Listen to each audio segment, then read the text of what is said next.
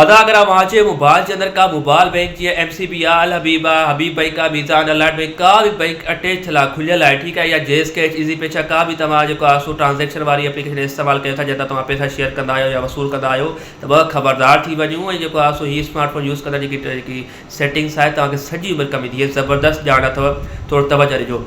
ये बाबा तव्हां smartphone use कंदा आहियो वक़्तन फ़वक़्तन का एप्लीकेशन इंस्टॉल कंदा रहंदा आहियो, उन में परमिशन घुरंदी आहे, करे कॉल जी, करे गैलरी जी का परमिशन। ऐं जॾहिं तव्हां SMS जी परमिशन ॾींदा आहियो त बाबा उनखे अव्हांजी पर्सनल चैट्स ताकि OTP ताईं एक्सेस थी वेंदी आहे, मतिलबु इजाज़त मिली वेंदी आहे।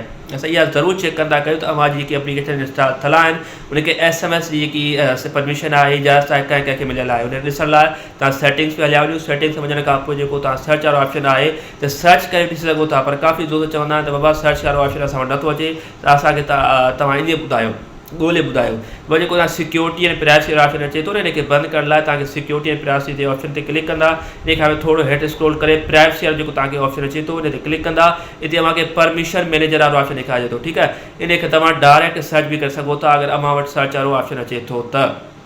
परमिशन मैनेजर ते क्लिक करण खां पोइ तव्हांखे हिते हेठि स्क्रॉल करे SMS जेको ऑप्शन अचे थो न, SMS वारो ऑप्शन, हिते क्लिक कंदा तव्हां साम्हूं ख़बर पइजी वेंदी त तव्हां जेके मोबाइल जे अंदरि एप्लीकेशन इंस्टॉल्स आहिनि उनजी मोबाइल केतिरे एप्लीकेशन खे परमिशन मिलियल आहे, मतिलबु इजाज़त मिलियल आहे अव्हांजी SMS जी, त उहे ॾिसी सघनि था मैसेज। हाणे जीअं मुंहिंजा ॾिसो हिकु एंड्रॉइड गूगल जी तरफ़ां जेके अथोराइज़ मतिलबु सिक्योर एप्लीकेशन में सिर्फ़ु इजाज़त मिलियल आहे, पर अगरि अव्हांजी मोबाइल ते हिकु थर्ड पार्टी एप्लीकेशन खे का एक्सेस मिलियल आहे अव्हांजी मैसेजिस ते, त बाबा फ़ौरन बंदि करे छॾियो।